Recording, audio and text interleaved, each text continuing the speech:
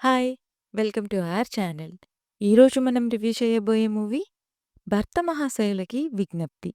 సంక్రాంతి రేస్‌లో ఇంకో మూవీ ఇది.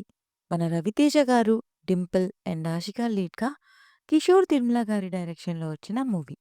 స్టోరీ ఏంటంటే హీరోకి ఆల్రెడీ మ్యారేజ్ అయ్యుంటుంది. బట్ అనుకోకుండా ఇంకొక అమ్మాయి తన లైఫ్‌లోకొస్తుంది. అలా వచ్చాక ఏం జరుగుతుంది అనేది బేసిక్ స్టోరీ లైన్. ఇది ఈరోజు కొత్తగా వచ్చిన స్టోరీ ఏం కాదు. బట్ మూవీ స్టోరీ రొటీన్ అయినా కూడా ఎంటర్‌టైన్‌మెంట్ పీక్స్‌లో ఉంది. To be honest after long time 'Ravi Teja' garu is back అనిపించింది. ఆయనొకటే కాదు, సునీల్ వింటేజ్ కామెడీ, సత్య, వెన్నెల కిషోర్ ఇలా ఎవరి రోల్స్‌లో వాళ్ళు ఫుల్ ఫన్ జనరేట్ చేశారు. Hilarious first half. ఇక నెగెటివ్స్ అంటే సెకండ్ హాఫ్. అంత ప్రెడిక్టబుల్ ఉంటుంది అండ్ కొంచెం డ్రాప్ అయినట్టు అనిపిస్తుంది. బట్ ప్రీ క్లైమాక్స్, క్లైమాక్స్‌కి మళ్ళీ ఎంటర్‌టైన్‌మెంట్ మోడ్ ఆన్ అయిపోతుంది.